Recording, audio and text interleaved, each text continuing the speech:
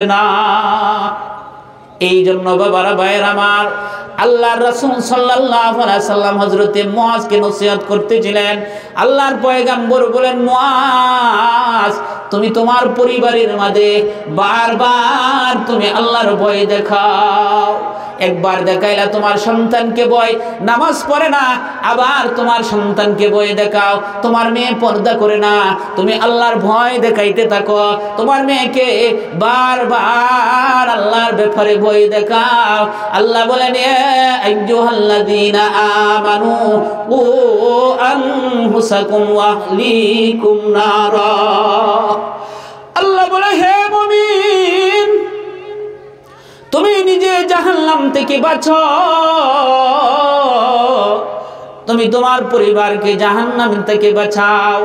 তুমি একা বাঁচলে হবে না।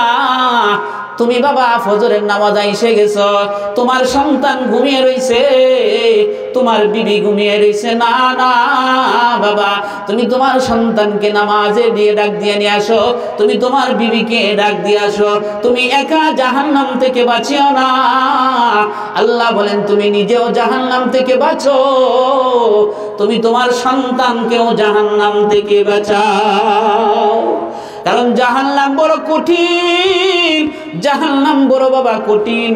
আল্লাহ রাব্বুল আলামিন যেদিন ধরবে, ইন্না বাতশা রাব্বিকা লাশাদীদ, আল্লাহ যেদিন ধরবে, আল্লাহর ধরা বড় কঠিন ধরা, আল্লাহর পাকড়াও বড় কঠোর পাকড়াও। আল্লাহ রাসূল সাল্লাল্লাহু আলাইহি ওয়াসাল্লাম একদিন বলতেছেন, ও সাহাবায়ে কেরাম, দুইটা জিনিস তোমরা কখনো ভুলিও না।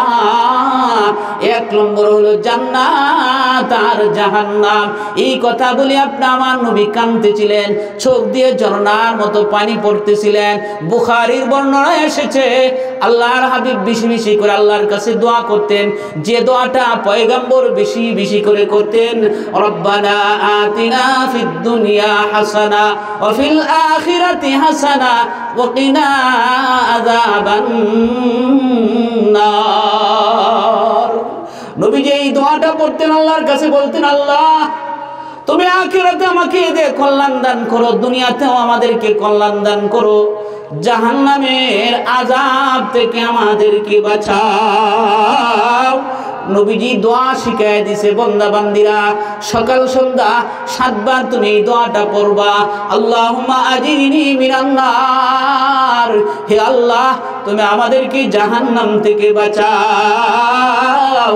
বুখারীর বর্ণনা এসেছে, আল্লাহর পয়গম্বর বলেন, কোন জাহান্নামের ভয়ে যদি বান্দা বলতে থাকে, আল্লাহ আমাকে জাহান্নাম থেকে বাঁচাও, জাহান্নাম থেকে বাঁচাও, এই কথা যখন বান্দা বান্দিরা জাহান্নামের ভয়ে কান্দে কান্দে বলে, আল্লাহ আমাকে জাহান্নাম থেকে বাঁচাও, একবার দুইবার তিনবার যখন বলতে থাকে, হাদিসে সরকারে দো আলম নবী বলেন, জাহান্নাম আল্লাহর কাছে দরখাস্ত করে, আল্লাহ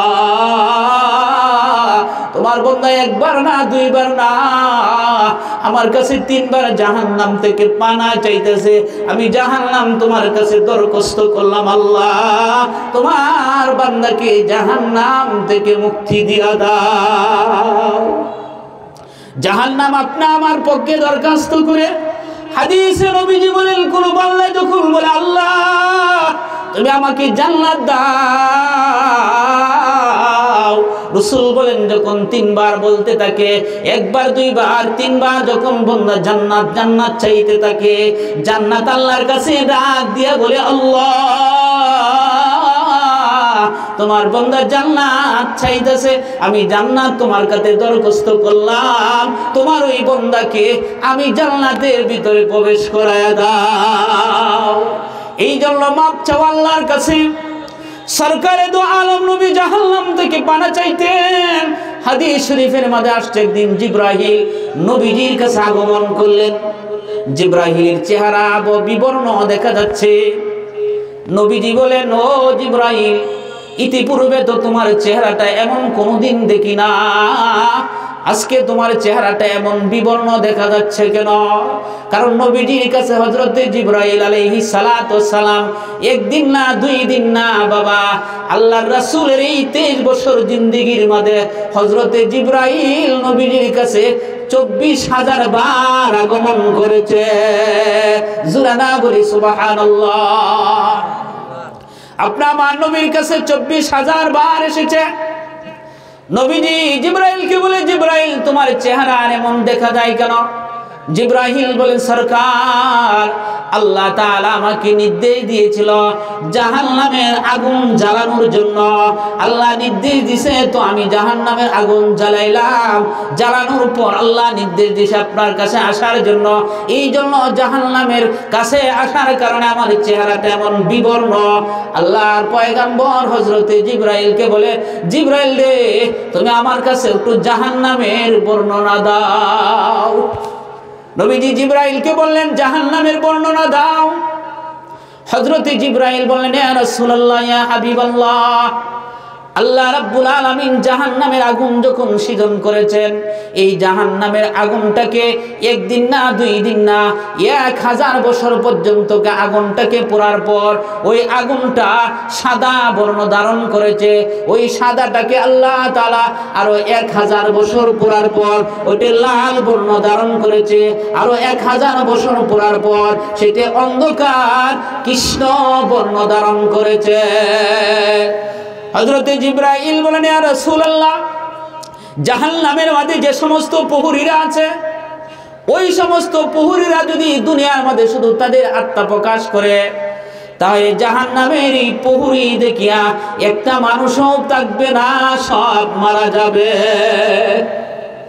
আল্লাহর রাসূল সাল্লাল্লাহু আলাইহি ওয়াসাল্লামকে যখন জাহান্নামের এই বর্ণনা দিতেছিলেন, এমন সময় আল্লাহর নবী বলেন, জিবরাইল আর সামনে আগায় না, তোমার ওই জাহান্নামের বিবরণে মনে হয় আমার কলিজা ফেটিয়া যাইবে, এখনই আমি মারা যাব। জিবরাইল আর সামনে আগায় না। জিবরাইল আলাইহিস সালাতু ওয়াস সালাম আপনি আমার নবী জিবরাইলের চেহারার দিকে তাকিয়ে দেখেন, জিবরাইল আলাইহিস সালাতু ওয়াস সালাম কাঁদতেছে। নবীজি বলেন, জিবরাইল তুমি কেন কাঁদো রে জিবরাইল? তুমি তো ফেরেশতাদের সরদার, তোমার চোখে কেন পানি? তুমি তো আল্লাহর মাখলুকাতের মধ্যে সবচেয়ে মর্যাদাশীল একজন ফেরেশতা। জিবরাইল বলে, ইয়া রাসূলুল্লাহ, মানুষের দুনিয়ার যত মানুষ আছে তার চেয়ে বেশি কান্নার দরকার আমার জিবরাইলের। রাসূল বলেন, কেন তোমার বেশি কান্নার দরকার? হযরতে জিবরাইল বলে, ইয়া রাসূলুল্লাহ, আমি তো সরদার হইলাম, কিন্তু আমার আগে তো আরেকজন সরদার ছিল, যে সরদারকে আমার চোখের সামনে তাকে সরদার বার দিয়েছিল। ইয়া রাসূলুল্লাহ, আমার পূর্বে যিনি সরদার আছেন, এমন একজন সরদার পৃথিবীর এমন কোন জায়গা বাকি নাই যে আল্লাহর কদমে সেজদা করে না। এমন মকবুলিয়ত, এমন কামিলিয়ত অর্জন করেছিল, এমন মর্যাদার আসনে উঠেছিল ইবাদত করতে করতে। আল্লাহ তাআলা তার ইবাদতের কারণে তাকে মালায়েকার সরদার বানাইছিল। তিনি হলেন ইবলিস। ওগো সরকার, ইবলিস তো সমস্ত ফেরেশতাদের সরদার ছিল, কিন্তু আল্লাহ তাআলার নাফরমানি করার কারণে মুহূর্তের মধ্যে সে আল্লাহর নাফরমান বান্দা হয়ে গেছে। আল্লাহ তাআলার সৃষ্টি জীবের মধ্যে সবচেয়ে নিকৃষ্ট নাফরমান হয়ে গেছে। আমার চোখের সামনে ইবলিসকে লানত দিয়েছে। কোন সময় আমার মওলা আমাকে ওই সরদারির দায়িত্ব বাদ দিয়ে আমার মওলা আমার প্রতি কোন সময় সন্তুষ্ট হয়ে যা, আমার জানা নাই গো পয়গম্বর। এই জন্যই তো আমার কান্না আরো বেশি দরকার। আপনার আমার নবী যখন মেরাজে গিয়েছিল, এই চাঁদে আপনার আমার নবী মেরাজ করেছিলেন। মেরাজের রজনীতে হযরতে মিকাইলের সাথে নবীজির সাক্ষাৎ। মিকাইলের মুখে হাসি নাই, মিকাইলের মুখে কান্না, কেমন যেন চার চেহারার মধ্যে কোনো আলো নাই। হযরতে রাসূল করিম সাল্লাল্লাহু আলাইহি সাল্লাম জিবরাইলকে জিজ্ঞাসা, ও জিবরাইল, মিকাইলের চেহারা এমন কেন? হযরতে জিবরাইল বলে, ইয়া রাসূলুল্লাহ, যেদিন আল্লাহ জাহান্নাম সৃষ্টি করেছে এরপর থেকে মিকাইলের মুখে হাসি নাই। এই জন্য আমাদের ভয় নাই, জাহান্নামের ভয় আমরা করি না। হাদিসে সরকারে তো আলম নবী বলেন, মানুষ এমন ভাবে জাহান্নামের মধ্যে কন্দন করতে থাকবে, একদিন না, দুই দিন না, হাজার হাজার বছর কাঁদতে থাকবে। জাহান্নামীর প্রহরীকে ডাকতে থাকবে, 3000 বছর প্রহরী ডাক দিয়ে বলো, কেন ডাকো? দেখো না জাহান্নামের আযাব আর সহ্য হয় না, আল্লাহকে বলো আল্লাহ যেন আমাদেরকে মরণ দিয়ে দে। প্রহরীরা বলবে, তোমাদের কাছে কি কোনো নবী যায় না? তোমাদের কাছে কি কোনো আলেম ওলামা যায় না? জাহান্নামের ভয় তোমাদেরকে দেখায় না? কোরআনের পথে চলার জন্য তোমাদেরকে বলে না? কবুল ছিল কিন্তু আমরা মানলাম না, এখন তোমরা এখানেই থাকো। জাহান্নামীরা আবার কাঁদতে থাকবে, মালিক ফেরেশতাকে ডাকতে থাকবে, এ মালিক, এ মালিক বলে ডাকবে, একদিন না, দুই দিন না, অনেক লম্বা সময় পর্যন্ত ডাকতে থাকবে। মালিক আসে বলবে, কেন ডাকো? ও মালিক, আল্লাহকে বলো আল্লাহ যেন আমাদেরকে মৃত্যু দিয়ে দেয়। আর সহ্য হচ্ছে না, এবার মালিকও চলে যাইবে, এবার রবকে ডাকতে থাকবে, আল্লাহ তুমি আমাদেরকে জাহান্নাম থেকে বাঁচাও, না হয় আমাদেরকে মরণ দিয়ে দাও। এমন ভাবে ডাকতে থাকবে, আল্লাহর পক্ষ থেকে আওয়াজ আসবে, এ বান্দা ডাকিস না, দুনিয়াতে তো ডাকতে না, দুনিয়াতে বড় বেড়াগিরি করিতে, আমি রবকে চিনতে না, এখন তুই লাঞ্ছিত অপদস্থ অবস্থা জাহান্নামে থাক। আল্লাহর পক্ষ থেকে ঘোষণা আসবে, ফাযুকু ফালান নাযীদাকুম ইল্লা আযাবা, এখন তোমাদের আযাব শুধু বাড়বে, কোন সময় আযাব কমবে না। আর যদি আমি দুনিয়াতে কাঁদি, চোখের পানি যদি দুনিয়াতে ছাড়তে পারি, পয়গম্বর বলেন জাহান্নামের ভয়ে যদি কোনো মানুষ মিন খাশিয়াতিল্লাহ, আল্লাহর ভয়ে চোখের পানি যদি ফেলে দেয়, ওই চোখটা জাহান্নামের আগুনে পুড়বে না। ওই জন্য বাবা দুনিয়াতে কাঁদি, দুনিয়াতে হায়াতের জিন্দেগিতে সন্তান মারা গেছে কত কাঁদা কাঁদি, অসুস্থ হয়েছে কাঁদি।